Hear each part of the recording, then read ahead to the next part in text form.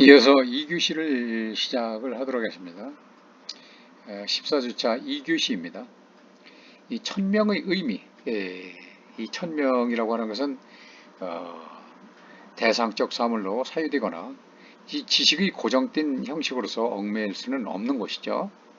다시 말해서 인간의 인식 활동에 의해서 객관적으로 근거를 댈 수 없는 인간 본래의 존재 원리이면서 인간의 그 실존적 존재 방식이 바로 천명인 것입니다. 이것을 어떻게 인식 활동에 의해서 객관적 근거를 댈 수 있는 사항인 것이겠습니까? 그래서 이 천명은 인간과 자연, 그리고 이 주관과 객관, 실체와 작용, 존재와 사유가 분리되기 이전에 인간의 그 본성 안에서 이 자신의 모습을 전폭적으로 드러내는 천 자체의 바로 존재 방식인 것입니다. 이 천의라고 하는 것은 하늘의 뜻, 이것은 인간을 통하여 현실에 구현되고, 또한 인간은 천도를 현세에 체현함으로써 이 천지의 화육에 능동적으로 참여할 수 있는 그런 도덕적 주체인 것입니다. 그래서 인간이 천명을 주체적으로 자각하게 될 때에 인간으로서의 자기 본래적 사명을 다할 수 있다라고 할 수 있는 것이며, 동시에 존재 원리와 당위적 실천 원리를 하나로 통합하는 도덕적 주체가 될 수 있다는 것입니다. 그리고 이 자각이라고 하는 그런 측면에서 우리가 살펴볼 때 이 천명 자각의 최후 목표는 앞서서 설명을 한 바와 같이 인간의 도덕적 완성에 있다라고 하는 것이죠. 인간다운 삶의 실현에 있다라고 하는 겁니다.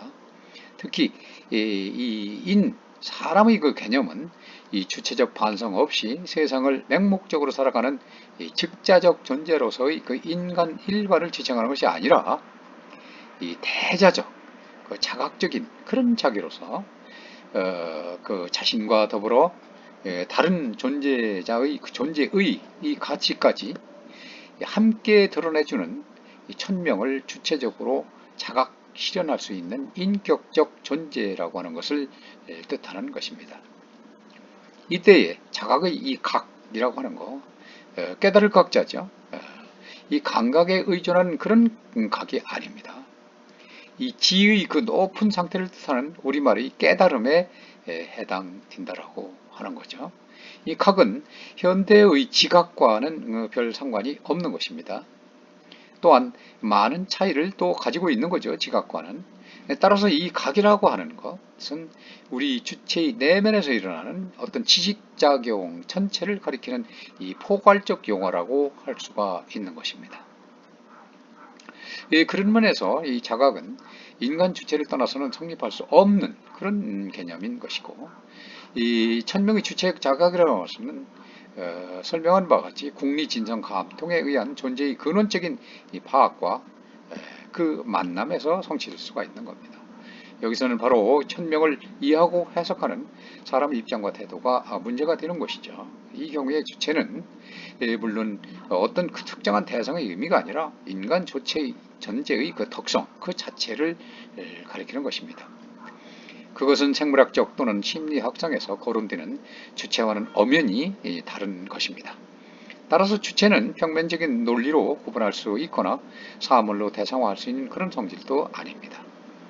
그것은 보편적 존재로서의 가치를 체현하는 그런 진실무망한 바로 주체를 말하는 것입니다.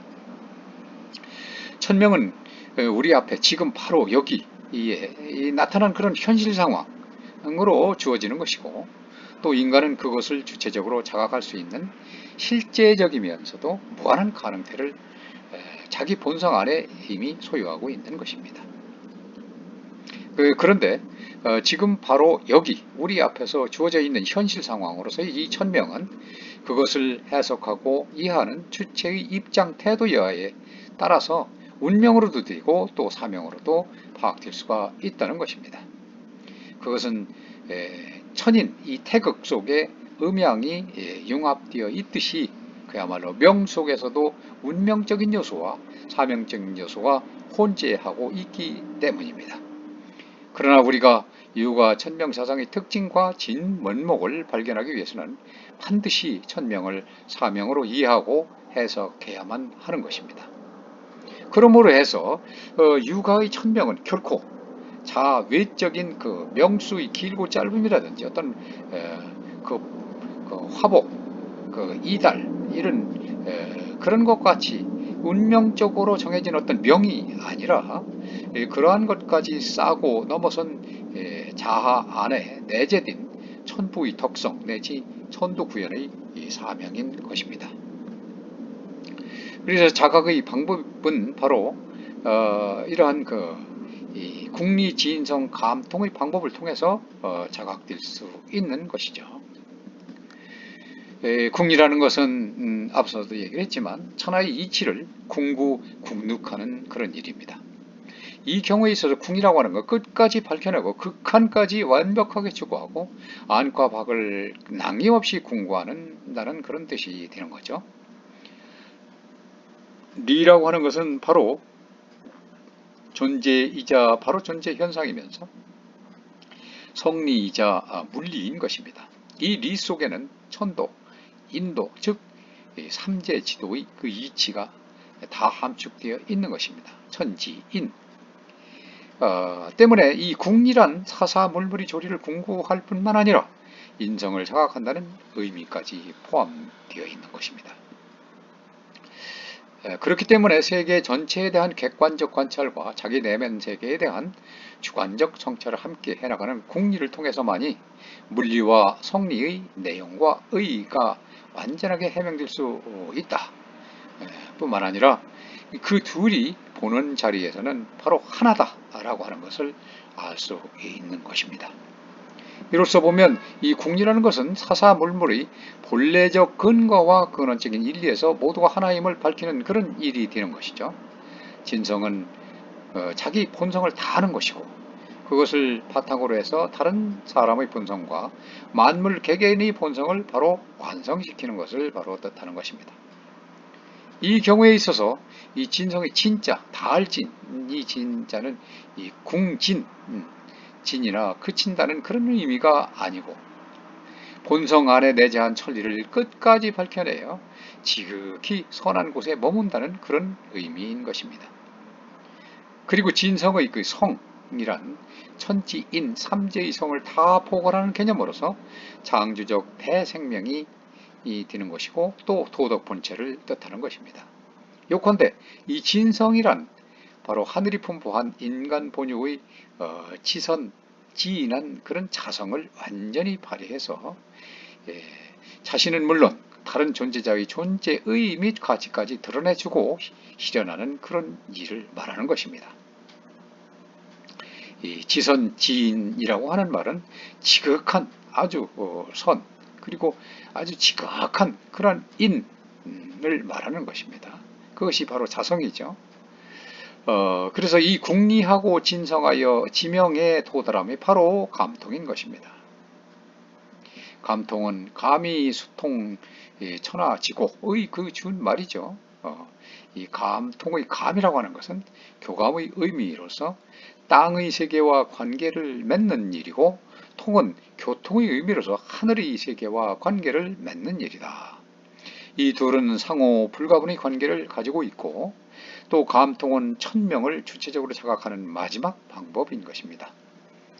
감통이란 사물을 의식의 대상으로 자기 앞에 세운 다음에 이러저러한 것으로 이 분단함이 없는 그런 태도로서 외물에 덮이고 인욕의 사사로움에 얽매는 그런 마음을 모두 끊어 의식하는 것도 아니고 의식하지 않는 것도 아닌 그런 마음을 통해서 이 근원적으로 자제하는 천명과 합일할 때 비로소 체득될 수 있는 직관된 경험의 세계를 뜻하는 것입니다. 다시 말해서 이 감통이란 천지를 본받아서 낙천지명하여 천지와 그 덕을 같이 하는 그런 일이며 이것이 곧 성명의 이치에 바로 순종하는 것입니다. 이 천명의 도덕적 실현이라고 하는 것, 이것은 사람이 참으로 사람다운 이 까닭이 바로 인간 본유의 덕성에 있는 것이라고 했고, 그렇다면 사람이 사람답게 사는 길이라고 하는 것은 바로 삶의 기반으로서 인과 의를 투철하게 자각하고 그것을 현세에 도덕적으로 구현하는 데 있는 것입니다. 그렇기 때문에 사람이 생리적으로 주어져 있는 자아의 본질인 그런 덕성을 완전히 발휘해서 이를 효재충서로서 천하에 확정 구현하게 될 때 천명의 도덕적 실현은 바로 성취되게 되는 것입니다. 이렇게 볼 때 이 천명의 도덕적 실현의 최고 목표는 인류 전체의 생을 보존하고 증진시킬 수 있는 인의에 근거한 애경지심의 그 발현으로서 효제, 충서의 조화로운 실천을 통해서 이 땅 위의 도덕과 자유의 공동체를 건설하는 것이라 할 수 있습니다.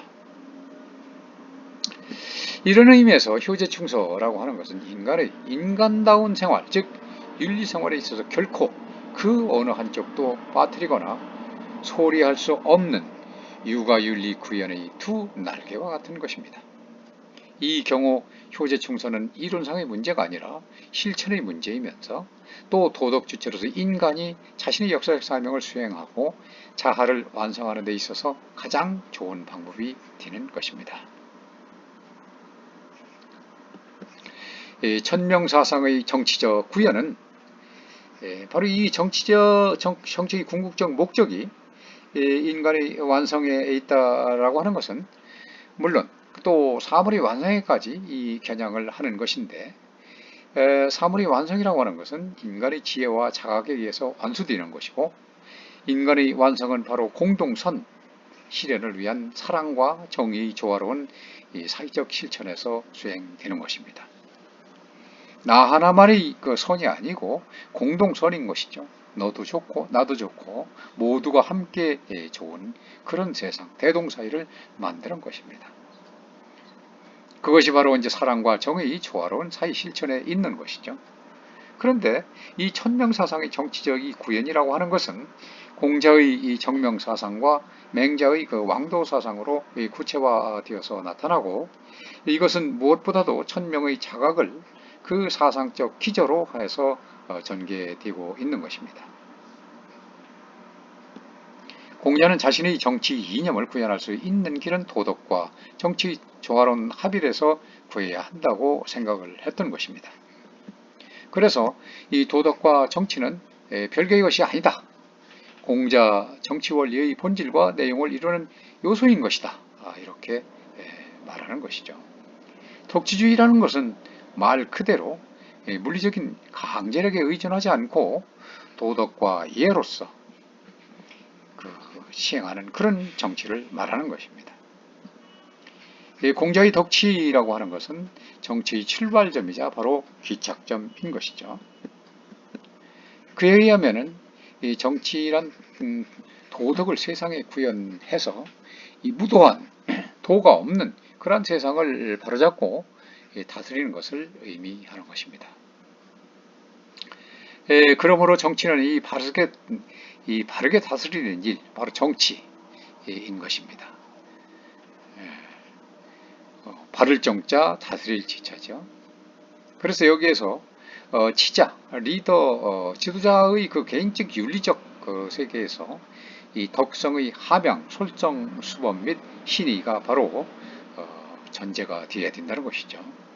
그것은 먼저 리더, 치자가 먼저, 지도자가 먼저 수기하고 자기 자신을 깨끗하게 수양을 해서 올바른 모범적인 모습을 먼저 나타내야 되는 것이고, 그 다음에 백성들, 국민들을 지도해야 된다, 지인한다는 그런 육아의 전형적인 교화론인 것입니다. 그래서 공자는 양심과 수치심의 결여를 결과할 법치주의를 반대를 했던 것입니다. 인간을 윤리 도덕 실천의 주체로 생각했기 때문에 자율적 자각과 각성을 통한 모든 인간의 자율적 실천과 어떤 열복, 기쁜 마음으로 복종하는 거죠. 감화, 설복 있죠. 를 궁극적 열복을 궁극적 목표로 하는 그런 도덕적 감화 정치를 요청을 했던 것입니다. 이것이 바로 덕과 예로서 백성을 교하고 국민을 다스림을 해서 인도해서 질서와 안정된 생활을 누리게 하는 그런 덕지주의인 것입니다. 덕지주의는 백성을 죽이는 정치가 아니라 백성을 살리고 키우는 정치라는 것이죠.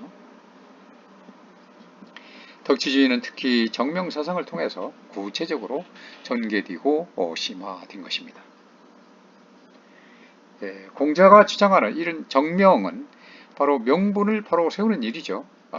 명, 정명, 바를 정자, 이름명, 명분. 명분을 바로 세운다.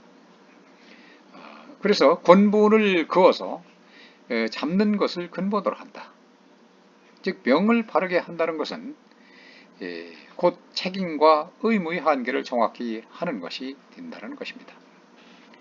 예컨대 우리가 자주 얘기하는 군군신신 부부자자라고 하는 일이 바로 그것인 겁니다. 임금은 임금답고 신하는 신하답고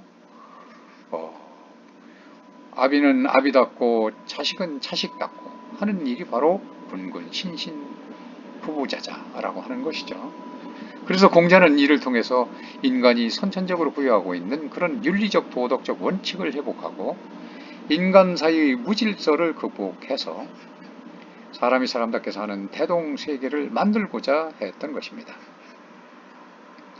이러한 공자의 그 정명사상은 시대의 현실에 대한 공자의 그 역사의식과 바로 결합돼서 춘추대의로 발전 전개되었던 것입니다. 맹자는 패도와 대비되는 왕도와 인정을 제창을 했던 것이죠. 왕도는 인의 도덕으로서 백성을 감화, 신복, 열복이라고도 하죠. 신복시키는 정치이고 감화돼서 그야말로 마음으로 따르는 복종하는 그런 정치, 감화, 신복시키는 그런 정치이고 이 패도라고 하는 것은 오로지 무력, 힘에 의한 논리, 무력 또는 경제적으로 부자라고 해서 갑질을 하고 막 이러는 이 또 정치 권력, 정치를 집권을 했다라고 해서 마음대로 그야말로 법을 제정하거나 밀어붙이거나 이런 정치, 이런 것이 바로 패도 정치가 되는 거죠. 그래서 이런 패도는 백성을 굴복시키는 그런 정치다. 힘에 의한 논리로 굴복시키는 정치다. 그와 반대되는 것이 바로 왕도 정치다.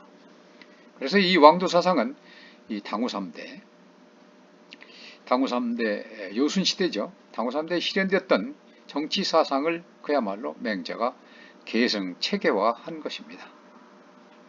그런 점에서 왕도 사상이라고 하는 것은 이 독창적인 사상은 아닙니다. 옛날부터 있었던 것이죠. 전성한 것입니다. 요순시대부터 당후 3대부터 있었던 것입니다.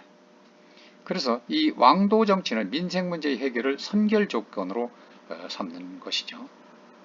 민생을 먼저 해결해야 된다. 그래야 왕도 정치가 실현되는 것이다.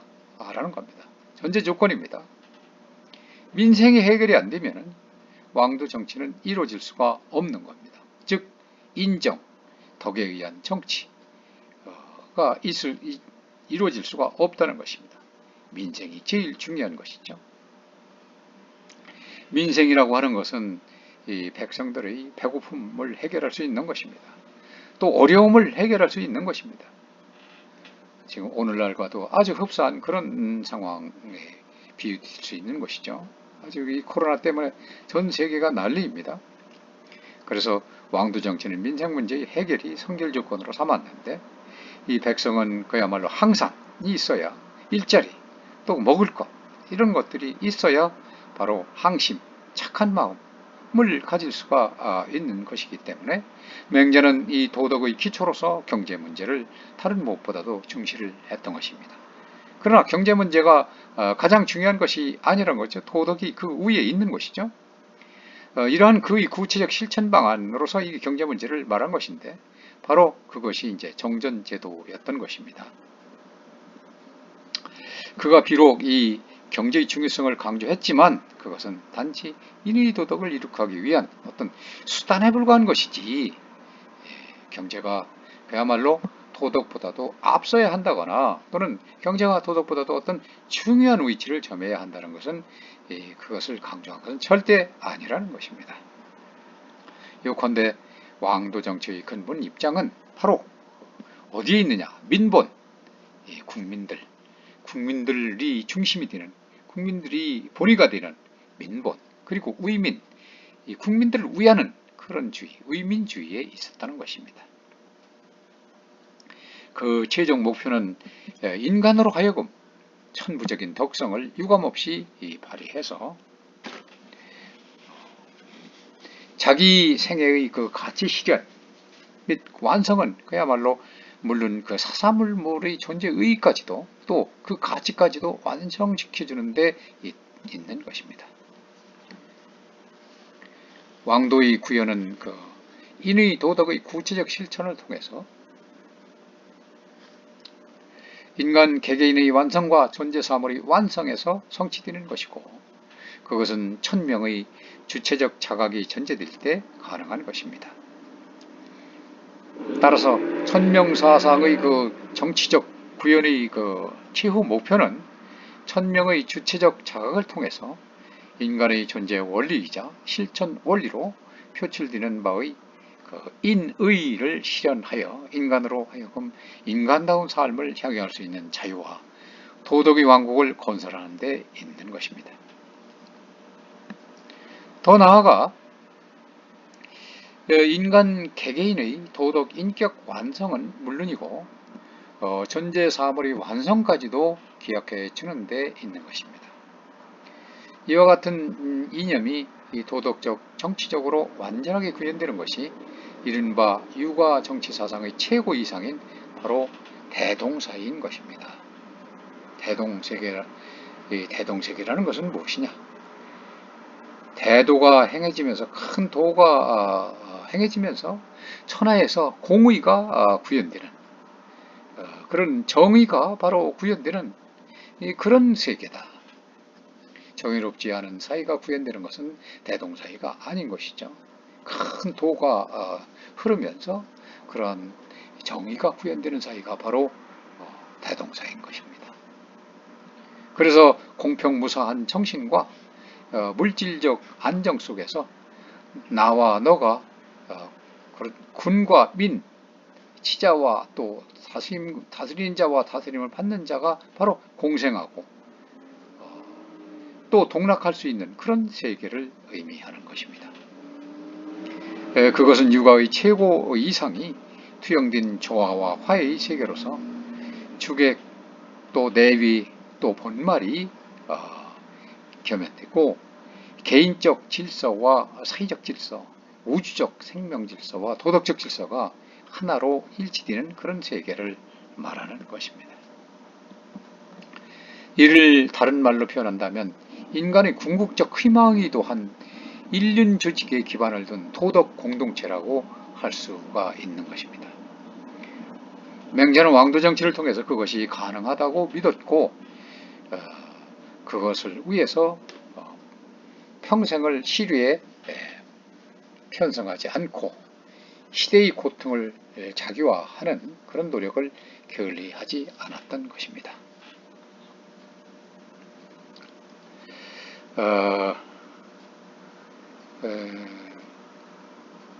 오늘은 2교시 수업은 여기서 마치도록 하겠습니다.